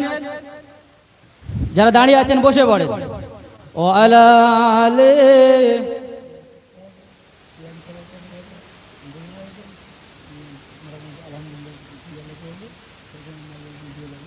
আল্লাহুম্মা। আচ্ছা, আর কিছুক্ষণ বলবো না, শেষ করে দেব। আপনারা যা বলবেন তাই, কিছু বলবো না, শেষ করে দেব। কিছুক্ষণ বলবো। যাই হোক, কথা হলো, যে কথা বলছিলাম, যে কলবে সালিম, কলবে সালিম অর্থাৎ অন্তর পরিষ্কার, এটা আপনি কিভাবে করবেন? কিভাবে করবেন? তিনটি রাস্তা আছে, ভালো করে শুনে রেখে দিন। তিনটি পথ আছে। এ ভাই কথা বললে হবে না, বললে আমি শেষ করে দেব। এই আজকের এই ডেটে, আজকে যে আপনাদের সামনে আমি আছি, আজকের এই ডেটে আল্লাহর কসম, এই ডেটে আমার আজকে বাংলাদেশের সিরাজগঞ্জে প্রোগ্রাম ছিল। ওরা 1 বছর আগে থেকে দাওয়াত নিয়ে রেখেছে এই ডেটে, কিন্তু বর্ডার থেকে আমাদের পাস নেই। কি বলেছি বুঝতে পেরেছেন? ট্রিটমেন্ট ছাড়া কেউ যেতে পারবে না। যার কারণে আজকে এটা আল্লাহ পাকের ইচ্ছা যে আজকে আমি আপনাদের সামনে আছি। কথা কি বোঝা যায় আমার কথা? তো অল্প সময় কথা বলবো, ডিস্টার্ব করলে হবে না। আমি মূল কথা বলছি। জীবনে অনেক ওয়াজ শুনেছেন, অনেক আলোচনা শুনেছেন। জীবনকে পরিবর্তন করে নিন, জীবনকে পরিবর্তন করে নিন। জীবনকে পরিবর্তন করে নিলে আবার আল্লাহ আপনাকে পরিবর্তন করে দেবেন। কথা বুঝতে পারছেন? তো যাই হোক, এই যে কলব, অন্তর কিভাবে সংশোধন করবেন? 1 নম্বর হলো হুব্বুদ দুনিয়া। অর্থাৎ বাংলা এইভাবে বললে আপনারা বুঝতে পারবেন যে আপনি দুনিয়ার জমিনে থাকবেন, মৌত না হওয়া পর্যন্ত দুনিয়া থেকে আপনি যাবেন না। দুনিয়ার জমিনে আপনি থাকবেন, কিন্তু আপনার মধ্যে দুনিয়া থাকবে না। কথা বুঝতে পারছেন আমার? আপনি দুনিয়ার জমিনে থাকবেন, কিন্তু আপনার মধ্যে দুনিয়া থাকবে না। অর্থাৎ দুনিয়ার এই যে লোভ লালসা অতিরিক্ত, যেটা দুনিয়াবি কাজ যেগুলো যতটা প্রয়োজন ততটুকু, তার থেকে অতিরিক্ত যতটা, ওটা করা চলবে না, ওটা চলবে না। চেষ্টা করতে হবে। আর 2 নম্বর আমি একদম সংক্ষেপ করে বলছি, এর বিস্তারিত অনেক আলোচনা আছে। জিকির করতে হবে, জিকির করতে হবে। এই জিকিরের মধ্যে নামাজ আছে। আমরা যে আল্লাহ আল্লাহ জিকির করি, লা ইলাহা ইল্লাল্লাহ জিকির করি, বিভিন্ন জিকির আছে, সব এর মধ্যে শামিল। এই জিকিরে ব্যাখ্যা অনেক, যাই হোক আমি ওদিকে যাচ্ছি না। আর 3 নম্বর হলো কোন হাক্কানি মাশায়েখ, হাক্কানি পীরের কাছে গিয়ে আপনাকে বায়াত হতে হবে। কথা কি বুঝতে পারছেন? আজ আমি বিশ্বাস করি, আমি মনে করি যে বারাসাত কদমগাছির এই সর্দার পাড়ার মানুষেরা জানে যে কোনো প্লেট আপনার গোস্ত দিয়ে ভাত খাওয়া হলে কোনো প্লেট যদি নোংরা হয়ে যায়, তো ওই প্লেট পরিষ্কার করার জন্য কি লাগে? সার্ফ দিলে পরিষ্কার হয়ে যায়। তো কথা বলছেন না কেন? আচ্ছা, শুধু কি সার্ফ ঢেলে দিলে পরিষ্কার হয়ে যাবে? শেষ, আমি এত শেষে রয়েছে, একটু কথা বলেন তো শেষে এসে। শুধু সার্ফ ঢেলে দিলে প্লেট উপর পরিষ্কার হয়ে যাবে, নাকি ওতে পানি দিতে হবে, একজন ঘষে দিতে হবে? ঘষে দেওয়া লোক লাগবে না? ঠিক তদ্রূপ, যেমন ঘষে না দিলে প্লেট পরিষ্কার হবে না, এই যে অন্তর পরিষ্কার করার জন্য আপনাকে রুহানি ডাক্তারের কাছে যেতে হবে, জিকির করতে হবে, সাথে সাথে রুহানি ডাক্তারের কাছে যেতে হবে, যে রুহানি ডাক্তার আপনার অন্তর পরিষ্কার করার জন্য সে দায়িত্ব নেবেন, আপনাকে পথ বলে দেবেন, আপনাকে রাস্তা বলে দেবেন। কথা কি আমার বোঝা যায়? তো আজও সময় আছে, আজও সময় আছে, চলে যান। যার যেখানে ভালো লাগে, যার যেখানে মন চায় চলে যান, কিন্তু এভাবে আর জীবন পার করবেন না। জানি না কখন আল্লাহ কার মৌত দেবেন, কে কখন দুনিয়া থেকে চলে যাবেন। এই যে আজকে আমি আপনাদের সামনে আছি, আপনারা এই যে আছেন, এই মিলাদ, এই অনুষ্ঠানটাই তাদের শেষ অনুষ্ঠান হয়ে যেতে পারে। এই জন্য এখনো সময় আছে, যার যেখানে ভালো লাগে, আমি কাউকে কোনো বাধা দান করছি না, যার যেখানে ভালো লাগে চলে যান, বায়াত হয়ে নিন, আল্লাহর ওলিদের সান্নিধ্যে যান, তাদের সোহবত এখতিয়ার করুন, তাদের কাছাকাছি থাকুন, তাদের কাছাকাছি থাকুন। আমার আল্লাহ আপনার জীবন এরকম ওলির মতো করে নিয়ে আপনার ঠিকানা জান্নাত করে দেবেন। আপনি তো একটা মানুষ, আল্লাহর ওলিদেরকে ভালোবাসার কারণে একটা কুকুর জান্নাতি হবে। যাক, আমি আলোচনা ওদিকে যাচ্ছি না। তো আল্লাহর ওলি যারা হয় তাদের সম্পর্কে একটা কথা শুনে রাখুন, যারা আল্লাহর ওলি হয়ে যায় তাদের সর্বপ্রথম আমার আল্লাহ ভালোবাসেন, আমার আল্লাহ সর্বপ্রথম তাদের ভালোবাসেন। আমার আল্লাহ ভালোবাসার পরে হযরতে ফেরেশতা জিবরিল আমিনকে ডাক দেন। জিবরিল আমিনকে বলেন, এই ঘটনা অনেক লম্বা, সংক্ষেপ করে বলছি, যে জিবরিল, এই দুনিয়ার অমুক ব্যক্তিটা আমার বন্ধু হয়ে গেছে, আমার ওলি হয়ে গেছে, তুমি তাকে ভালোবাসবে। আমি আল্লাহ তাকে ভালোবাসি এবং তুমিও তাকে ভালোবাসবে। এবারে বলবেন যে আসমানে যত ফেরেশতা আছে আমি আল্লাহ ভালোবাসি, জিবরিল আমিন ভালোবাসি, আসমানের সমস্ত ফেরেশতাদের খবর দিয়ে দাও, সর্দার পাড়ার ওই অলি বান্দাটাকে, সর্দার পাড়ার ওই বন্ধুটাকে তারা যেন সবাই ভালোবাসে। এবারে বলে দেওয়া হবে, দুনিয়ার জমিনে আমি 18,000 মাখলুকাত, তার থেকেও বেশি কম বেশি যা সৃষ্টি করেছি, সকলের কাছে খবর দিয়ে দাও, ইত্তেলা দিয়ে দাও, তারাও যেন আমার এই সর্দার পাড়ার আমার এই বন্ধুটাকে তারাও যেন ভালোবাসে। কথা বুঝতে পারছেন? তারাও যেন ভালোবাসে। তো সেই আল্লাহর ওলিদেরকে ভালোবাসতে হবে, মহব্বত করতে হবে, ওলিদেরকে ভালোবাসতে হবে। আমরা ভাবছি হয়তো আল্লাহর ওলি হতে গেলে অনেক টাকার দরকার, অনেক অর্থের দরকার, অনেক পয়সা দরকার। বিষয়টা এমন নয়, বিষয়টা এমন নয়। আল্লাহর ওলি হতে গেলে শুধু আপনাকেই দরকার। একটু সাধ্য সাধনা করুন, আর যারা আল্লাহর ওলি হয়ে গেছে তাদের কাছে একটু যান, তাদের কাছে একটু যান, দেখবেন আল্লাহ আপনাকে ওলি বানিয়ে দেবে। কথা কি বুঝতে পারছেন? যাকে আমি আলোচনা লম্বা করব না, তো মূল কথা হলো এখনো সময় আছে, পরিবর্তন হয়ে যান, পরিবর্তন হয়ে যান। যাই হোক, রাত বেশি হবে না, আমি যতটুকু কথা বললাম, আমার কথায় কি আপনারা ব্যথা পেয়েছেন? কথা বলেন।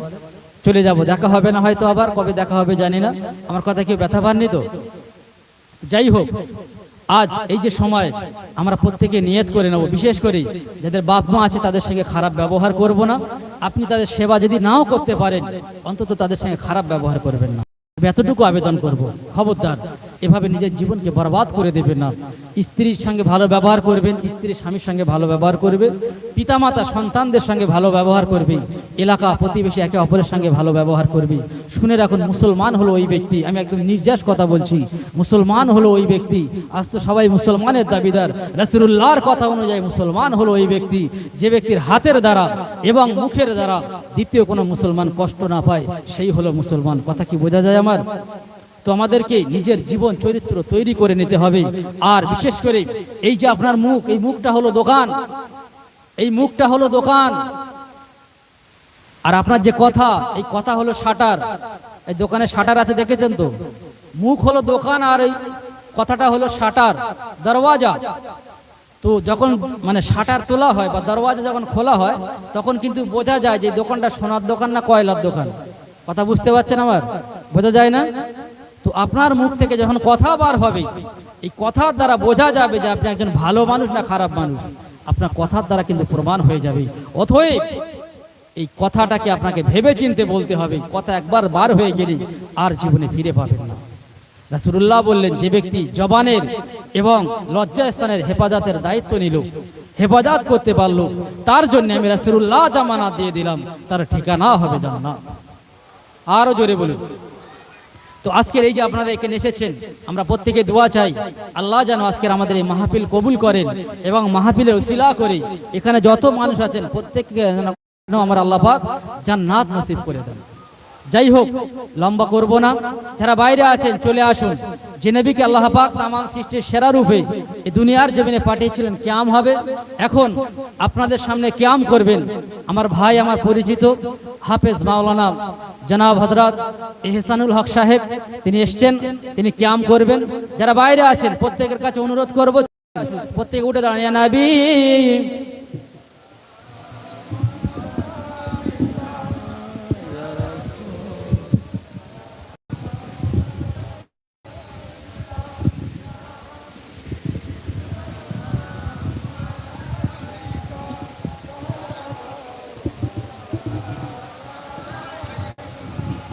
طلع البدر علينا من ثنية الوداع وجب الشكر علينا ماذا هداي يا بي سلام عليك يا رسول يا حبيب سلام سلام الله عليك জিবরাইল এলেন হিজরতের কথা বলিলেন সেই আদেশে নবীজি বেরিয়ে যায় এমন নবী পাবেন কে কোথায়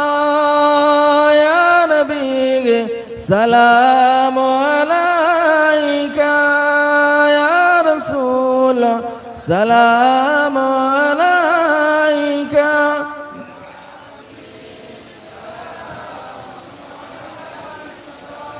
সালাওয়াতুল্লাহ আলাইকা ওরে আলী আমার বিছানায় শুয়ে থাকো সবার বাজানায় জানি না যাব কোন ঠিকানায় কখন যাব সেই সোনার মদিনা ইয়া নবী সালাম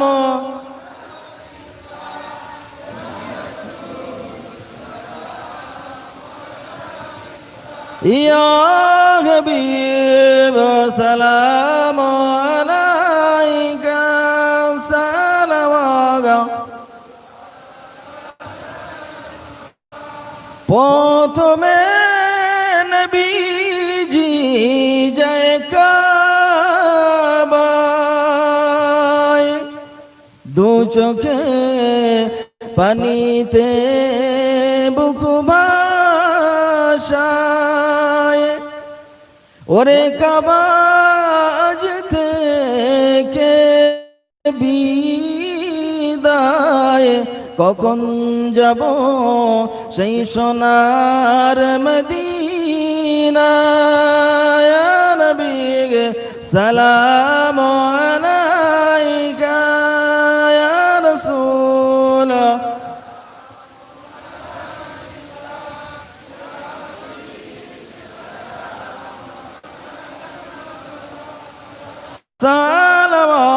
সালাওয়াতুল্লাহ আলাইকা ঘরে দয়ারি নবী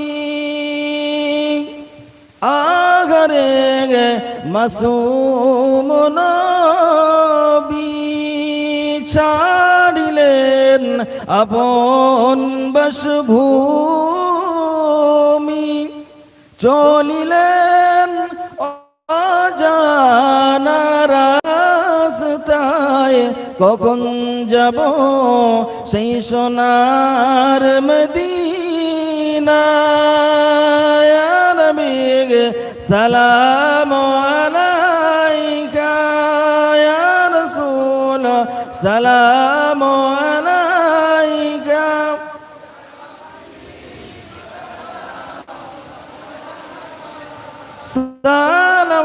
সালাওয়াতুল্লাহ আলাইকা ইয়া নবী মোরা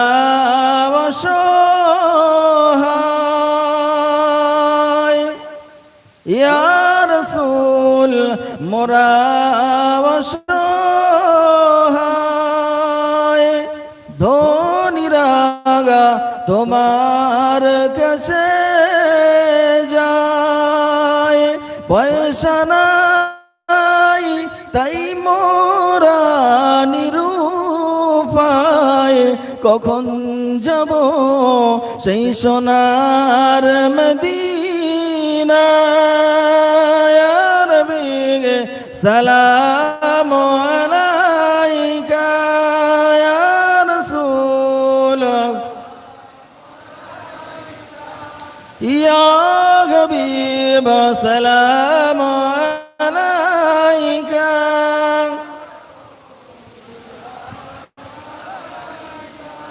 কে বলে তুমি বহুদূরে কে বলে তুমি আছো দূরে আছো যে হৃদয় জুড়ে দেখা দাও দয়ারি নবী দেখিব নয়ন ভরে নবী সালাম আলাইকা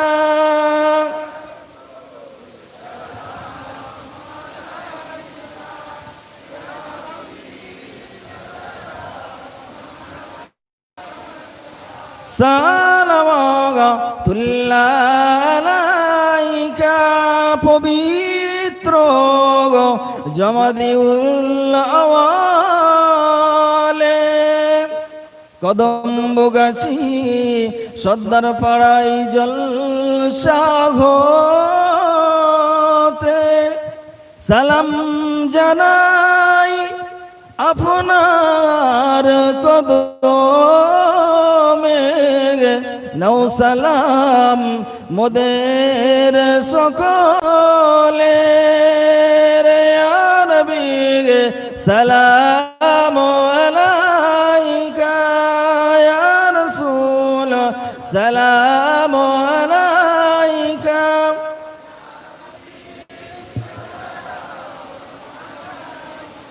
সালামাতুল্লাহ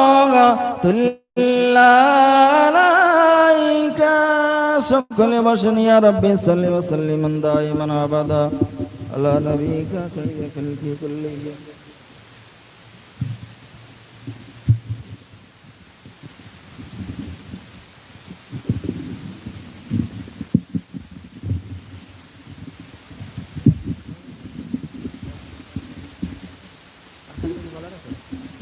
প্রত্যেকে দরুদ আল্লাহুম্মা। সামনে চেপে চেপে আসেন, বাইরে অনেকে দাঁড়িয়ে আছেন দোয়ার সময়, সামনে চেপে চেপে আসেন, চলে আসেন। এই হাইবুল্লাহ ভাই কি বলছেন ভাই? চেপে চেপে আসেন, চেপে চেপে আসেন। আজ সর্দার পাড়ায় যে বিশাল সমাগম, আপনারা যেভাবে এসেছেন আমি সত্যি খুবই গর্বিত। একটু চেপে চেপে আসেন, এখন তাবারুক দেওয়া হবে, তারপরে দোয়া হবে। একটু চেপে চেপে আসেন না ভাই, দাঁড়িয়ে থাকবেন না, শেষ দোয়া হবে। জানি না কার হাতের ওসিলা করে আমার আল্লাহ দোয়া কবুল করে আজকে সকলকে জান্নাত নসিব করে দেবেন। চলে আসেন ভাই, বসেন, ভিতরে বসবেন। ভাই আমি আপনাদেরকে বলছি জায়গা হয় বসে যান মেহেরবানি করে। আমি জানি প্রত্যেকের একটা সম্মান, একটা ইজ্জত আছে, কিন্তু তারপরে ওটা জান্নাতের বাগান, এটা জান্নাতের বাগান। এই জান্নাতের বাগানে যে বসতে পারলো আমি বিশ্বাস করি তার জীবনটা ধন্য হয়ে গেল।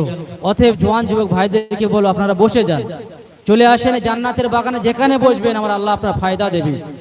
শেষ দোয়া হবে, আখেরি মোনাজাত হবে। ভাই চলে আসুন। এর মধ্যে কিছু কথা আমি বলি। আজ যারা আমরা দুনিয়ার জমিনে আছি, শুনে রাখুন, আপনার নজরটা মুসলমানের নজর করুন, আপনার নজরটা মুসলমানের নজর করুন। কে ফুরফুরা, কে তবলিগ, কি আজান গাছি, কি ফকিরি করে, সব চলবে না। আপনার নজরটা মুসলমানের নজর করুন। মুসলমান তার মধ্যে ঈমান আছে, যে ঈমান এনেছে, কালেমা পড়েছে, তাকে মুসলমান হিসেবে তাকে বুকে জড়িয়ে নিন।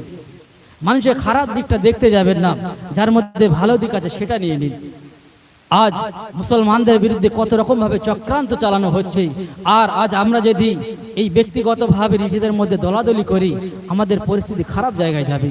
অতএব ওই দিকে তাকিয়ে নয়, আল্লাহ কাকে জান্নাতে দেবেন, কাকে জাহান্নামে দেবেন, ওটা আমার আল্লাহ পাকের ইচ্ছা, ওটা আমার আল্লাহ পাকের ইচ্ছা। কাকে জান্নাতে দেবেন, দুনিয়ায় আপনি কাউকে ছোট করতে পারবেন না। রাসূলুল্লাহ এই শিক্ষা আপনাকে দেয়নি যে আপনি কাউকে ছোট করবেন, কাউকে ছোট করবেন, এই শিক্ষা আপনাকে দেয়নি। চরিত্র তৈরি করুন, চরিত্র গঠন করুন, মানুষের ভালো দিকটা দেখতে থাকুন, খারাপ দিকটা দেখবেন না। আর নিজের খারাপ দিকটা দেখুন, যে আমার মধ্যে এই খারাপটা আছে, আমি ভালো হব। আমার মধ্যে খারাপটা আছে, এটা আমি সংশোধন করে নেব। আর মানুষের ভালো দিকটা দেখুন, খবরদার কারো খারাপ দিকটা তাকাবেন না। অনেক ব্যক্তি সারা জীবন অন্যায় করেছে, কিন্তু এমন কাজ আমার আল্লাহ দরবারে ভালো লেগে গিয়েছে, সেই ভালো লাগার ওসিলা করে আমার আল্লাহ তার জান্নাত নসিব করতে পারেন। আবার অনেক মানুষ আছে, আমরা অনেক কিছু করি, এই আলোচনা করতে গেলে তো অনেক ব্যাপার, তারপরেও দেখা যায় শেষ জীবনে গিয়ে আমরা ঈমান হারিয়ে ফেললাম, ঈমান হারিয়ে ফেললাম। শুনে রাখুন, আজ একটা কথা বলি, আত্মহত্যা করা ভালো না খারাপ একটু বলেন দিন দেখি। আত্মহত্যা বোঝেন তো সবাই, তো ভালো না খারাপ কথা বলেন। জিহাদের ময়দানে খুব ভালো করে শুনে রাখবেন, জিহাদের ময়দানে জিহাদ করছেন, রাসূলুল্লাহর পক্ষ নিয়ে জিহাদ করছেন একজন সাহাবী, তখন সাহাবী আছেন। জিহাদের ময়দানে তার গায়ে একটা তীর গিয়ে লাগলো। তীর লাগার কারণে আপনার কিনা রক্ত বল বল করে বার হচ্ছে, অসহ্য যন্ত্রণা হচ্ছে, কষ্ট হচ্ছে। উনি যন্ত্রণা সহ্য করতে পারেন না, কষ্ট সহ্য করতে পারেন না। আর এই কষ্ট সহ্য না করতে পারার কারণে উনি কি করলেন জানেন? নিজের কাছে ছোট যে বল্লম হোক, তলোয়ার হোক, যেটা ছিল ওটা দিয়ে নিজে নিজের শরীরে বিদ্ধ করলেন, নিজে নিজের শরীরে বিদ্ধ করলেন। এই জান দেওয়ার মালিককে একটু কথা বলেন দিন, জান দেওয়ার মালিককে প্রত্যেকে এক বাক্যে বলেন, জান দেওয়ার মালিককে। আবার মউত দেবেন কে? তো আমাদের কারো নিজে নিজে জান নেওয়ার অধিকার আমার আল্লাহ দেয়নি। তো নিজে যখন নিজের শরীরে যখন ওই বল্ল মতো অস্ত্র দিয়ে যখন আঘাত করলেন, আর এই আঘাত করার কারণে ওনার ইন্তেকাল হয়ে গেল। ইন্তেকাল হয়ে গেল। একজন সাহাবী ছিল। আর জেহাদের ময়দানে যারা শহীদ হয়ে যায় এদের মউত হলো সর্বোত্তম মউত। কথা ঠিক কিনা? জেহাদের ময়দানে যখন নিজে নিজের শরীরে আঘাত করার কারণে ইন্তেকাল হয়ে গেল, তার মানে কি হলো? আত্মহত্যা করলো। কথা ঠিক কিনা? রাসূলুল্লাহ বললেন ওই ব্যক্তির সম্পর্কে যে আমি রাসূলুল্লাহ জানিয়ে দিলাম, এই যে ব্যক্তিটা স্বল্প যন্ত্রণা কষ্ট সহ্য করতে না পারার কারণে নিজে নিজের শরীরে অস্ত্র আঘাত করার কারণে ইন্তেকাল করেছে, আমি রাসূলুল্লাহ জানিয়ে দিলাম এই ব্যক্তির ঠিকানা হবে জাহান্নাম। কথা বুঝতে পারছেন? ছিল সাহাবী, কিন্তু একটা ভুল সিদ্ধান্ত নেওয়ার কারণে এই জন্য কথাই বলে শেষ ভালো যার সব ভালো তার। যে ঈমান নিয়ে চলে গেছে সেই বেঁচে গিয়েছে। খবরদার, খবরদার, কাউকে ছোট করবেন না, কাউকে ছোট ভাববেন না। একজন সারাবি মত করে তাকে দেখেও আপনি ছোট ভাবতে পারবেন না। কেন? হযরতে ইমামে আজম আবু হানিফা রহমাতুল্লাহ আলাইহি একদিন চলতে লাগলেন, চলতে চলতে একটা সারাবির সঙ্গে সাক্ষাৎ হলো। একটা মদখোর, ও মদ খেয়ে রয়েছে, ওই অবস্থায় টলতে আসছে, পা পিছলে যাচ্ছে, এদিক ওদিক পড়ছে। মদখোর যখন হাঁটে পা ঠিক পড়ে। কথা বলেন, দুঃখ করছেন আপনারা? তো হযরত ইমাম আবু হানিফা রহমাতুল্লাহ আলাইহি ওই মদখোরটাকে বললেন যে হে সারাবি মদখোর, তুমি তোমার পাটা ঠিক করে ফেলো বাবা, তুমি তো পড়ে যাবে। ও চদ্দার পাড়ার মুসলমানেরা শুনে রাখুন, কখনো কাউকে ছোট মনে করবেন না। চার ইমামের এক ইমাম, ইমামে আজম আবু হানিফা রহমাতুল্লাহ আলাইহি যখন ওই সারাবি মদখোরকে বললেন বাবা তুমি তোমার পাটা সাবধানে ফেলো, ওই দিন মদখোর কি বলেছিল জানেন? ওই দিন সারাবি কি বলেছিল জানেন? ওই দিন সারাবি বলেছিলেন হুজুর ও ইমামে আজম, আমি মদখোর সারাবি, আমারও পা টলে যাওয়ার কারণে, আমারও পা পিছলে যাওয়ার কারণে জগতের কোনো ব্যক্তির ক্ষতি হবে না। আমার পা পিছলে যাওয়ার কারণে আমি মদখোর, আমি সারাবি, শুধুমাত্র আমার ক্ষতি হবে, আর ক্ষতি হবে না। কিন্তু আপনি হলেন একজন জগতের ইমাম, আপনাকে বিশ্বের বহু মুসলমান আপনাকে ফলো করেন, আপনি আপনার পাকে ঠিকভাবে ফেলুন। যদি আপনার পাখানা পিছলে যায়, আপনার পাখানা যদি টলে যায়, আপনার পা টলে যাওয়ার কারণে জগতের মুসলমানের তাদের পাখানা টলে যাবে। এই কথা যখন বললেন ইমামে আজম আবু হানিফা রহমাতুল্লাহ আলাইহি বলছেন, আমি আমার জীবনে অনেক কিতাব পড়লাম, অনেক বই আমি আমার জীবনে পড়লাম, অনেক ওস্তাদের কাছে আমি গেলাম, কিন্তু আজকে একটা মদখোর সারাবি আমাকে যে শিক্ষা আজকে দান করলো, এই শিক্ষা আমি কোনো কিতাবের মধ্যে পাই নাই, কোনো বইয়ের মধ্যে আমি পেলাম না, কোনো ওস্তাদের কাছে পেলাম না। কিন্তু একটা সারাবি মদখোর এত বড় ধরনের জ্ঞানের কথা আমি ইমামে আজম আমাকে বলে দিন, আমার জীবনে একটা বড় শিক্ষা দান করলো। আরো জোরে বলুন। তাহলে কাউকে ছোট মনে করা যাবে? একজন সারাবি মদখোর, কিন্তু তার কাছে শিক্ষা নিচ্ছেন, কার মধ্যে কি আছে কেউ জানে না, কেউ বলতে পারে না। আজকে আপনি যাকে খারাপ ভাবছেন সেই হয়তো ভালো হয়ে যাবে, ভাই যাদের কারে এখন আওয়াজ যাচ্ছে, যারা বাইরে আছেন চলে আসেন, শেষ দোয়া হবে আর অল্প সময়ের মধ্যে। চলে আসেন, যারা বাইরে আছেন চলে আসেন। প্রত্যেকের দরুদ শরীফ আল্লাহুম্মা সাল্লি আলা সাইয়্যিদিনা ওয়া আলা আলি সাইয়্যিদিনা।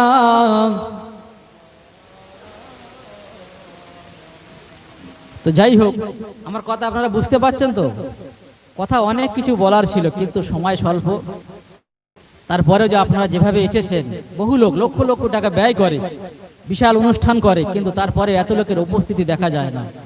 আজ আপনারা যেভাবে আপনাদের উপস্থিতি এখানে দেখিয়েছেন, আমি খাস করে আল্লাহর কাছে দোয়া চাইব যত ব্যক্তি এখানে এসেছেন আল্লাহ যেন প্রত্যেকের এবং তাদের থেকে যারা দুনিয়া থেকে বিদায় নিয়েছেন আল্লাহ যেন আজকের এই মাহফিলের উসিলা করি আল্লাহ যেন প্রত্যেকের ঠিকানা জান্নাত করে দেন। একটু আল্লাহুম্মা আমিন, আরো জোরে আল্লাহুম্মা আমিন। আমি বিশ্বাস আছে আল্লাহ কবুল করবেন। আজ যারা দুনিয়া থেকে বিদায় নিয়েছেন তারা কিন্তু আর দুনিয়ায় ফিরে আসতে পারবে না। তারা কাঁদছেন আল্লাহর কাছে, আল্লাহ একবার দুনিয়ার জমিনে আমাদেরকে পাঠাও, একবার আপনার সিজদা দেব, একটু নামাজ পড়বো, কিন্তু তাদেরকে সময় দেওয়া হবে না। আজ আপনার জীবনে সময় আছে, আজ আপনার সময় আছে, ভালো কাজ করুন, আজ সময় আছে। কিন্তু যখন দুনিয়া থেকে চলে যাবেন সময় পাবেন না। এই যে সময় পার হয়ে যাচ্ছে এই সময় আর ফিরে পাবেন না। অতএব সময় থাকতে এই যে সময় আল্লাহ পাক দিয়েছে অমূল্য জিনিস, এই অমূল্য জিনিসটাকে আপনার কাজে লাগান। যাই একটু দরুদ শরীফ আল্লাহুম্মা সাল্লি আলা সাইয়্যিদিনা। ভাই তাড়াতাড়ি করুন, তাড়াতাড়ি করুন।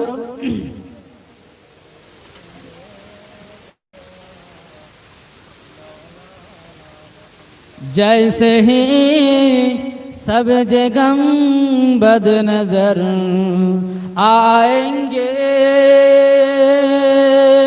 है बंदगी का कारीना बदल जाएंगे। जैसे ही सब जगह बद नजर आएंगे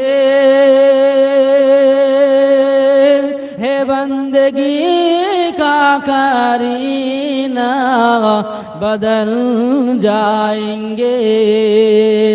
फासलों को तकल्लुफ है हम से अगर हम भी बेबस नहीं बेसहारा नहीं, हम भी बेबस नहीं बेसहारा नहीं। अल्लाहुम्मा सल्ले अला। আচ্ছা পৌঁছে গিয়েছে, না পৌঁছে গিয়েছে, বাকি আছে। ও আলা আলে সাইয়্যিদিনা। একটু গলে মাইলা ইলাহা ইল্লাল্লাহ, আরো জোরে লা ইলাহা ইল্লাল্লাহ, লা ইলাহা ইল্লাল্লাহ মুহাম্মাদুর রাসূলুল্লাহ। আল্লাহুম্মা সাল্লি আলা ওয়া আলা আলি সাইয়্যিদিনা। তো যাই হোক, কথায় কথায় অনেক কথা হয়ে যাচ্ছে, আপনারা বিরক্ত হচ্ছেন না তো?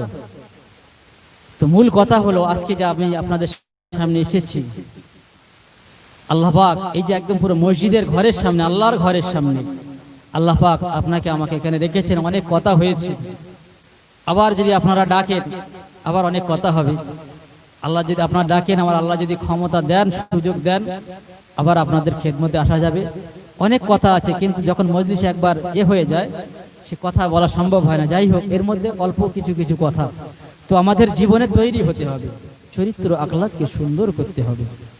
চরিত্র যদি ভালো না হয়, চরিত্র যদি ভালো না, আর এর মধ্যে হ্যাঁ একটা মূল্যবান কথা আজকে আপনাদের বলে যায়, মূল্যবান কথা আজকে বলে যায়। আর বিশেষ করে যদি এখানে কোনো যদি আর কি লিডার বা নেতা থাকেন, খুব ভালো করে শুনবেন।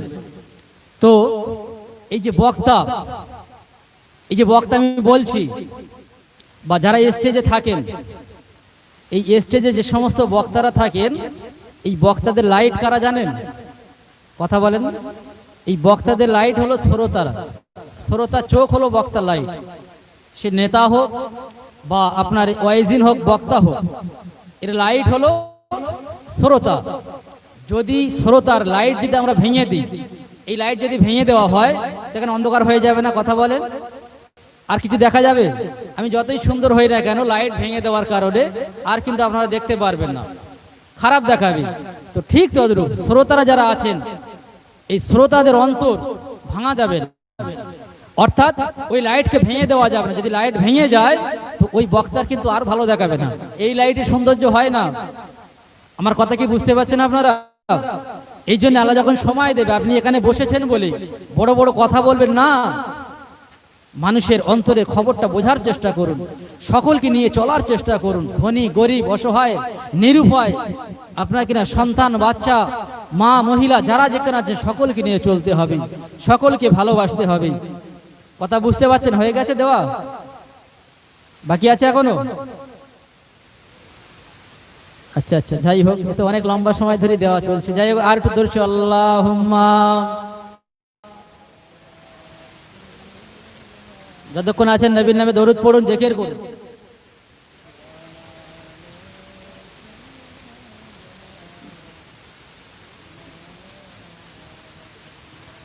কালেমা লা ইলাহা ইল্লাল্লাহ, লা ইলাহা ইল্লাল্লাহ, লা ইলাহা ইল্লাল্লাহ, মুহাম্মাদুর রাসূলুল্লাহ সাল্লাল্লাহু আলাইহি ওয়াসাল্লাম। হয়ে গেছে?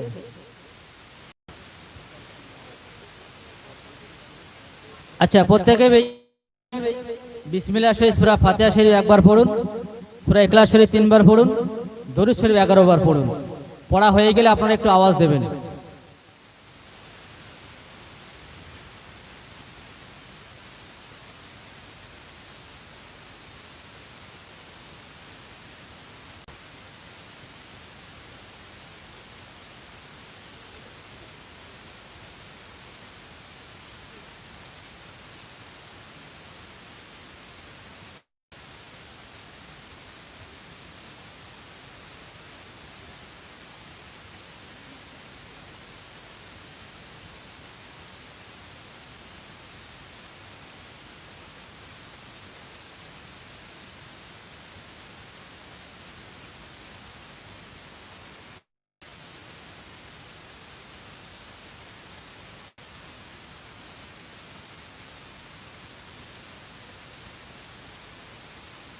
যাই হোক, আমি খুশি, অসুবিধা নেই, আপনার সময় যাক, অসুবিধা নেই।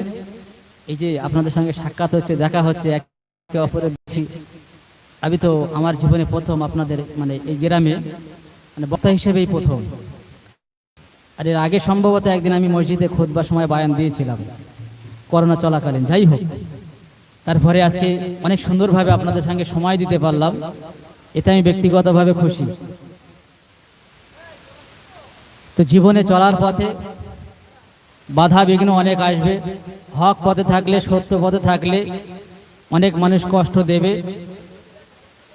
তো তারপরেও আমাদের সেই সমস্ত বাধাগুলো মেনে নিয়ে সহ্য করে আল্লাহ এবং আল্লাহ রসুল যেভাবে চলতে বলেছেন আমরা প্রত্যেকেই চলার চেষ্টা করব।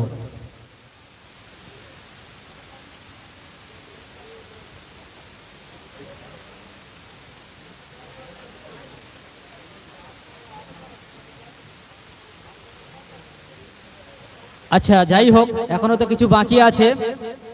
তো এর মধ্যে আমাদের হাফেজ মাওলানা সাহেব, মাওলানা ইহসানুল হক সাহেব একটা গজল আপনাদের পরিবেশন করে শোনাবেন, আর এর মধ্যে আপনারা তাবারুকগুলো বিলি করে দেন।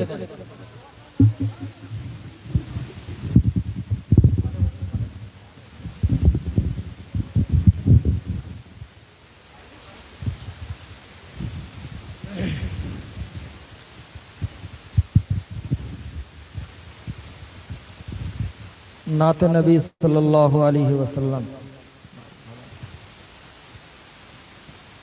हे प्रिय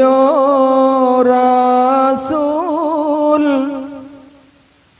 সহিতে পারি না, হে প্রিয় রাসূল সহিতে পারি না, এমন যেতে চায় সোনার মদিনায়, এমন যেতে চায় সোনার মদিনায়। কি জ্বালা বিরহের বোঝাতে পারি না, কি জ্বালা বিরহের বোঝাতে পারি না, এমন যেতে চায় সোনার মদিনায়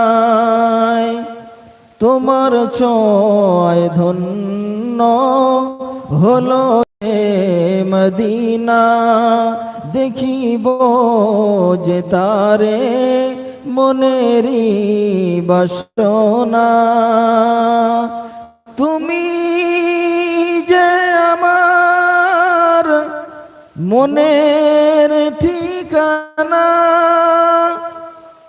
তাই তো এমন হলো দিওয়ানা পাগলের হৃদয় কিছুতে বোঝে না পাগলের হৃদয় কিছুতে বোঝে না এমন যেতে চায় সোনার মদিনায় কি জ্বালা বিরহের বোঝাতে পারি না কি জ্বালা বিরহের বোঝাতে পারি না এমন যেতে চায় সোনার মদিনা।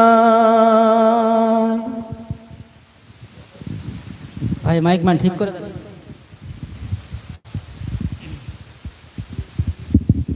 আচ্ছা যে যেখানে আছেন বসে যান শেষ দোয়া হবে আর লম্বা করা হবে না বসে যান ভাই যদি সম্ভব হয় একটু বসে যান আপনারা দোয়া হবে বসে যান। আচ্ছা আমি কি দোয়া শুরু করে দেব আল্লাহুম্মা আমিন আল্লাহুম্মা আনতাস সালাম ওয়া মিনকাস সালাম তাবারাকতা রাব্বানা ওয়া তাআলাইতা ইয়া জাল জালালি ওয়াল ইকরাম রব্বিরহামহুমা কামা রাব্বায়ানি সগীরা রব্বিরহামহুমা কামা রাব্বায়ানি সগীরা লা তাকনাতু মির রাহমাতিল্লাহ ইন্নাল্লাহা ইয়াগফিরু যুনুবা জামিয়া ইন্নাহু হুয়াল গফুরুর রহিম লা ইলাহা ইল্লা আনতা সুবহানাকা ইন্নী কুনতু মিনাজ জালিমিন।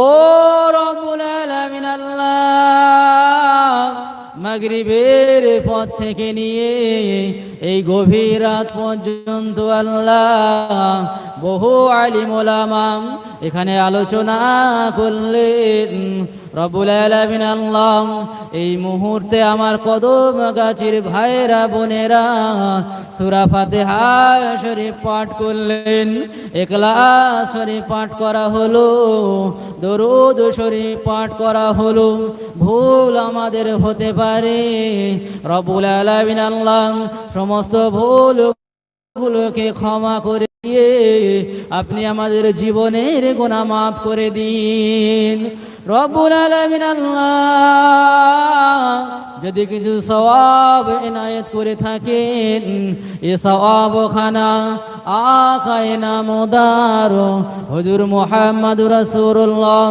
সাল্লাল্লাহু আলাইহি ওয়াসাল্লামের রূহ পাকে সওয়াব খানা পৌঁছে দিন तमाम नबीদের রূহ পাকে সওয়াব খানা পৌঁছে দিন तमाम সাহাবীদের রূহ পাকে সওয়াব খানা পৌঁছে দিন ইমামদের রূহ পাকে সওয়াব খানা পৌঁছে দিন খাস করে সওয়াব খানা হযরত আব্দুল কাদের জিলানী আল বাগদাদি রহমাতুল্লাহ আলাইহির রূহ পাকে সওয়াব খানা পৌঁছে দিন হিন্দের ওলি হযরত খাজা মুঈনুদ্দিন চিশতি রহমাতুল্লাহ আলাইহির রূহ পাকে সওয়াব খানা পৌঁছে দিন রব্বুল আলামিন আল্লাহ বাহাউদ্দিন নকশবন্দ বাকি বিল্লাহ বুখারী इमाम रब्बानी मुजाद्दिद अल-फिसानी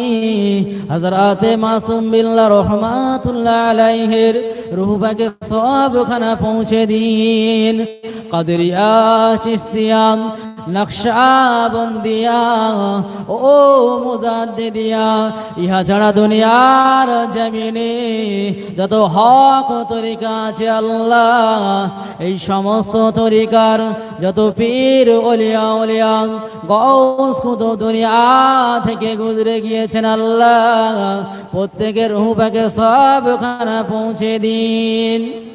ও রব্বুল আলামিন আল্লাহ, খাস করে সবখানা পৃথিবীর উত্তর দিক দিয়ে শুরু করে দক্ষিণ দিক, পূর্ব দিক দিয়ে শুরু করে পশ্চিম দিক, যত আপনার মোমেন মোমেনাত মুসলমান বান্দা বান্দি দুনিয়া থেকে পর্দা নিয়েছেন, প্রত্যেকের রূহ পাকে সবখানা পৌঁছে দিন।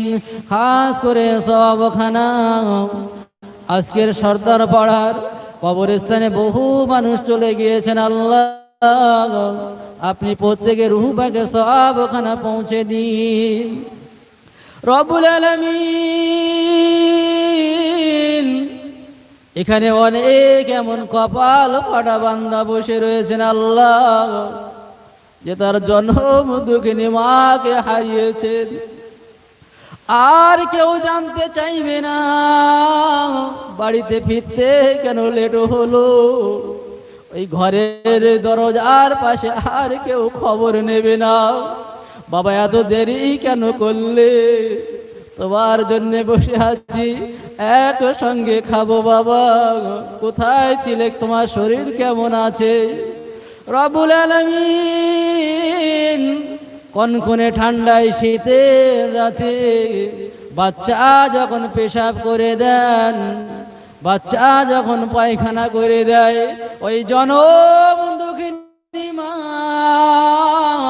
অন্তরে কোনো রকমের ব্যথা নেয় না, সন্তানকে উঠিয়ে নিজের বুকে স্থান করে দেন। ওই মাকে আজকে হারালাম, ওই জনম দুঃখিনী মাকে আজকে হারালাম, কিছুই দিতে পারি নাই, কিছুই দিতে পারি নাই, সাদা কাফনের কাপড় ছাড়া আর কিছু দিতে পারি না। আজ তাদেরকে গহীন কবরের বাসিন্দা বানালাম, জানি না ওই অন্ধকার কবরে কোন হালাতে আছে জানি না আল্লাহ, আপনি তো সবই জানেন, সবই থাকেন। আমাদের মায়ের কবরে যদি কোনো রকমের আযাব হয়ে থাকে, আজকের দোয়ার ওসিলা করে, আজকের মাহফিলের ওসিলা করে ওই কবরগুলোকে জান্নাতের বাগান বানিয়ে দিন। রব্বুল আলামিন, অনেক কপাল ফাটা হতভাগা বান্দা এমন রয়েছে এই মাহফিলে বসে আছে, যে তার বাপকে হারিয়েছেন, আর আব্বা বলে ডাকলে সাড়া পাওয়া যাবে না, যার বাপ দুনিয়া থেকে বিদায় নিয়েছেন, সেই জানে বাপ হারালে কতটা কষ্ট, যে বাপ সারা জীবন মাথার ঘাম পায়ে ফেলে সন্তানের জন্য সব কিছু ব্যয় করে দিল, ওই বাপকে আজকে আমরা হারালাম, আর আমাদের কাছে খেতে আসবে না, আর বলবে না বাবা টাকা দাও, আর বলবে না কাপড় কিনে দাও, আর আমাদের কাছে আসবে না, আর তারা আমাদের কাছে কিছুই চায় না, কিছুই চায় না। তবে আমাদের দিকে আপনার কিনা তাকিয়ে রয়েছে, কখন আমার সন্তান আবার জন্য আল্লাহর কাছে দোয়া চাইবে, আবার নেক সন্তানেরা আবার মাগফিরাতের জন্য আল্লাহর কাছে হাত ওঠাবে, এই জন্য তারা বসে আছেন। আল্লাহ ও রব্বুল আলামিন, আপনি তো সন্তানের দোয়া কবুল করেন, আজ আমরা সন্তানের ন্যায় ওই পিতার জন্য দোয়া চাই, ওই কবরে কোনো রকমে যদি কষ্ট হয়ে থাকে, দুনিয়ার জীবনে চলার পথে ভুল হতে পারে, আজকের দোয়ার ওসিলা করে ওই কবরকে জান্নাতুল ফিরদাউস বানিয়ে দিন। রব্বুল আলামিন আল্লাহ, এমন করে কেউ দাদু যান, দাদি যান, নানা যান, নানি যান, কেউ স্বামী, কেউ বিবি, কেউ সন্তানকে হারিয়েছে আল্লাহ, কেউ কাউকে না কাউকে হারিয়ে বসেছেন আল্লাহ। আজকের দোয়ার ওসিলা করে প্রত্যেকের কবরকে আপনি জান্নাতের বাগান বানিয়ে দিন। রব্বুল আলামিন আল্লাহ, আমাদের সঠিক পথে পরিচালিত করুন, যেভাবে চললে আপনি খুশি হবেন, আপনার হাবিব খুশি হবে, সেই পথে চলার তৌফিক দান করুন। ও রব্বুল আলামিন আল্লাহ, আজ আসামের মুসলমান, মায়ানমারের মুসলমান, চীনের মুসলমানদের উপরে যে অত্যাচার চালানো হয়, ওই অত্যাচারের খবর যখন আমরা মুসলমান আমাদের কানে ভেসে আসে, অন্তর খানা ফেটে যায়। তাদের জন্য কিছুই করতে পারিনি আল্লাহ, তারা তো ইমানি দিক দিয়ে আমাদের ভাই, আমাদের বোন। আজকে আপনার কাছে দোয়া চাই, যে সমস্ত ষড়যন্ত্রকারীরা এই চক্রান্ত চালায়, হয় তাদের ওই 20 দাঁতগুলো ভেঙে গুড়িয়ে দিন, আর তা যদি না হয় তাদেরকে আপনি হেদায়াত দান করুন। আজকে আমার নবীকে নিয়ে কার্টুন বানায়, নবীর অপমান করতে চাই আল্লাহ, তাদেরকে আপনি হেদায়াত দান করুন, তাদেরকে আপনি হেদায়াত দান করুন, তাদেরকে আপনি হেদায়াত দান করুন। আয় আল্লাহ, আজকের এই মাহফিল যারা অর্থ দিয়ে, সময় দিয়ে, পরিশ্রম করে এই বিশাল মাহফিল কায়েম করেছেন আল্লাহ, আয় আল্লাহ, যারা এখানে উপস্থিত আছেন, আয় আল্লাহ, প্রত্যেকের বাপ মা যারা দুনিয়া থেকে বিদায় নিয়েছেন, প্রত্যেকের জান্নাতের ফিরদাউস বানিয়ে দিন। রব্বুল আলামিন আল্লাহ, এখানে অনেক বান্দা রয়েছেন যারা অসুস্থ, অনেক গ্রামের মানুষ আজকে হসপিটালের বেডে শুয়ে আছেন, যারা অসুস্থ আল্লাহ আপনি তাদের শেফা দান করুন। অনেকে অনেক নিয়ত নিয়ে বলে হুজুর দোয়া করবেন, আয় আল্লাহ আপনি প্রত্যেকের নিয়তকে কবুল করে নিন। আয় আল্লাহ আপনি আমাদের নামাজি বানিয়ে দিন, আয় আল্লাহ আপনি আমাদের প্রকৃত মুসলমান বানিয়ে দিন। রব্বুল আলামিন আল্লাহ, আমরা বড় কঠিন সময় এসে হাজির, যে সময় ঈমান রাখা বড় কষ্টকর, বড় কঠিন। রব্বুল আলামিন আল্লাহ, দুনিয়ার জমিনে সব হারাতে রাজি, সব হারিয়ে গেলেও কোনো কষ্ট নেব না, আমরা যেন আমাদের ঈমানকে যেন না হারিয়ে ফেলি। আয় আল্লাহ, ঈমান বড় অমূল্য জিনিস, আমরা বড় দুর্বল, দুনিয়ার লোভে পড়ে, দুনিয়ার মায়ায় পড়ে যেন ঈমান না হারিয়ে ফেলি। আল্লাহ আপনি আমাদের ঈমান হেফাজতের দায়িত্ব নিয়ে নিন। রব্বুল আলামিন আল্লাহ, আপনি তো চোখের পানি কবুল করেন। এই দোয়ার মাহফিলে অনেকে চোখের পানি ছেড়ে দিয়ে কাঁদছে আল্লাহ। আয় আল্লাহ, আপনি তো আমাদের দোয়াকে কবুল করে নিন। একটু আগে আমার অনেক ভাইয়েরা আমার কাছে বলেছেন তাদের আব্বা মায়ের জন্য দোয়া করতে। আল্লাহ, আয় আল্লাহ, আপনি প্রত্যেকের শেফা দান করুন। যারা দুনিয়া থেকে বিদায় নিয়েছেন আল্লাহ, তাদেরকে শান্তির ঠিকানা বানিয়ে দিন। রব্বুল আলামিন আল্লাহ, আয় আল্লাহ, কে কোন নিয়তে এখানে হাত তুলেছে আপনি সবই জানেন। প্রত্যেকের নেক নিয়ত, নেক উদ্দেশ্যকে আপনার দরবারে কবুল করে নিন। রব্বুল আলামিন আল্লাহ, এখানে অনেক আপনার রসুলের পাগল আছে, যারা একবার আপনার নবীকে দিদারে চায়, সারা জীবন নবীর উম্মত, নবীর উম্মত বলে পার করে দিলাম।